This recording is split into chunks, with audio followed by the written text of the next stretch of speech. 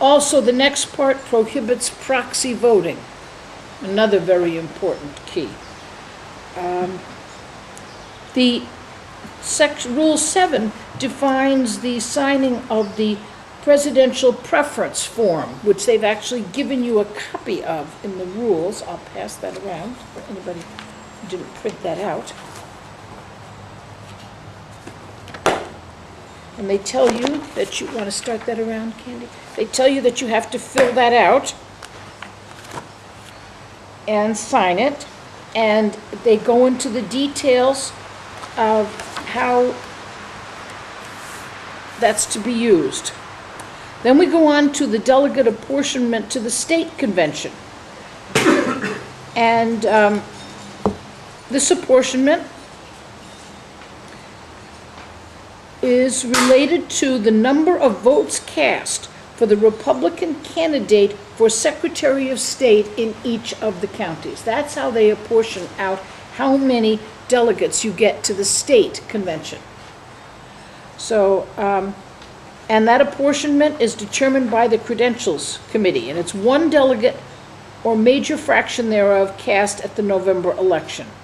No delegation may be enlarged by apportioning a fractional vote to each of the delegates, which I think is it tells us that at some point someone must have thought of a way to make their delegation larger by apportioning a fraction to each of the delegates. And as we discussed when we were discussing quorum, a quorum can, or a delegation can only be whole people. You can't say, you know, just your hands can come, Joe, and just your feet, Larry. You know, I mean, you just can't do that. So someone must have tried to have done that, or they wouldn't have that peculiar phrase. And they go on to detail the final apportionment of delegates to the state convention is delegated to the Credentials Committee. I mentioned it several times because, as you will realize, the Credentials Committee is all important in the county and state election.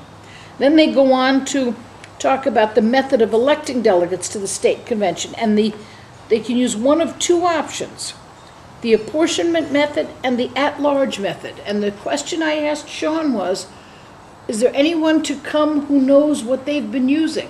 Does anyone know in Oakland County, have they been using the apportionment method or the at-large?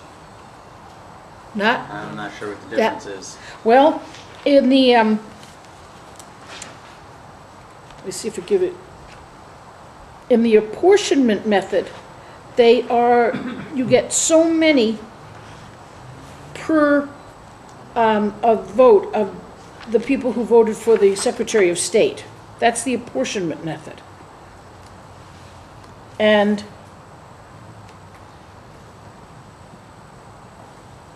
let's see. If the apportionment system of delegate selection is employed, then contiguous townships, cities, or electoral districts, as the case may be joined together for the purpose of creating single or multi-delegate districts for the purpose of selection. So they get to create sections, if you will.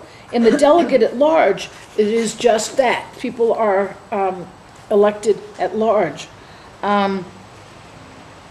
in which they can just, at the county convention, vote for them. So it wouldn't matter if they all were in one area. Right, Okay. right. The apportionment method tries to get geographical distribution.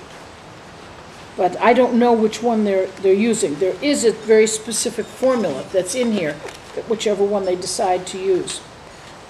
If they decide to use the at-large system for delegate selection, they can use several methods. Nominations from the floor. You all know what those are. And if nominations are made individually and the number of nominees exceeds the number of state convention delegates and alternate, each convention delegate votes for each position on the state convention delegate and alternate slate. So slates then are presented. The next way is a nominating committee may be appointed by the chair to draw up a proposed slate of delegates. You're thinking that that's what you've seen. I think that's. The committee may be of any size. The committee then develops a proposed slate of delegates and alternates, which is presented to the convention for approval. Chairs often appoint a nominating committee weeks before the actual convention so that the names chosen for the slate are carefully researched and selected. For this to be permissible, the convention chair must reappoint the same committee at the convention. So they appointed a committee in advance to go out and find names, and now they're going to appoint the same committee at convention. Whenever nomination is by nominating committee, the rules adopted for that convention should include a clause stating that the report of the delegate selection committee shall be received. Once the slate is received, ta-da, page 9, section 2, it may be amended by the convention. A motion may be made to strike one or more names and replace it or them with others. Thus, the slate is amended until it satisfies a majority of the convention, and then it is approved. And that would be just like the motions that we were practicing, where we would strike out and insert. I move to strike out Lulu Fritz and insert Mary Smith would be the motion. And that would be the amendment, and you would have discussion on it, and then you would vote on the amendment to strike out one name and put in the other. So, You can't just add, I move to add. well, we're assuming that they've given you a complete list. If they have not, if they have presented a slate and said, and in addition, there are 8 other spaces, 8 other slots, then yes, I move to add the name of Mary Smith. Okay. And you could add it to the slate.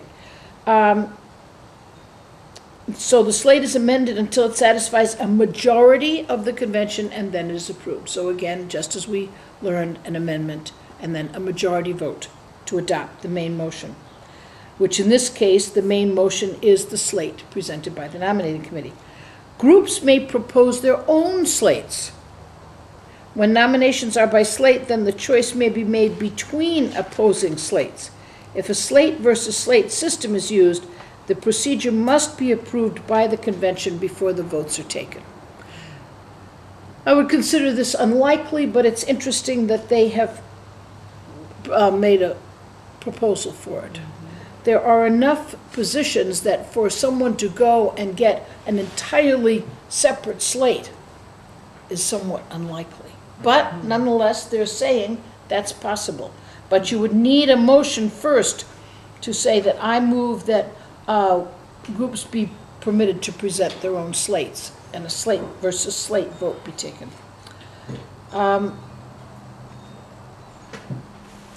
If nominations are by nominating committee or by slate, the most common technique is to propose a slate, allow it to be amended by the convention. A slate is amended by a motion to strike one or more names, replace them with others. Thus, the slate is amended until it satisfies a majority. So that's a very good definition. By the way, these are very well-written rules. I did not find places where I wondered to myself, now what do they mean? I thought that they were very clear. So when you are going to the county or state convention and you read them, you will find it. There's quite a good description of credentials challenges and when they're allowed. There's a procedure for reporting the selection. There's the description of the credentials committee and how they create their delegates for the Republican National Convention and create that list. And if you are seeking election as a delegate at large or alternate delegate at large to the 2009 Republican National Convention, how to submit your information and your credentials.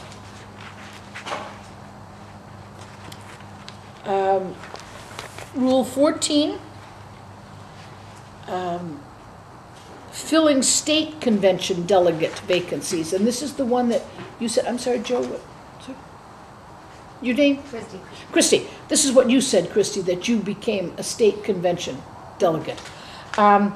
And in order to increase participation at the congressional district caucuses and the state convention, the elevation of alternates to delegates shall be a non-discretionary, automatic, and consistently designed process. So they want people to come and participate.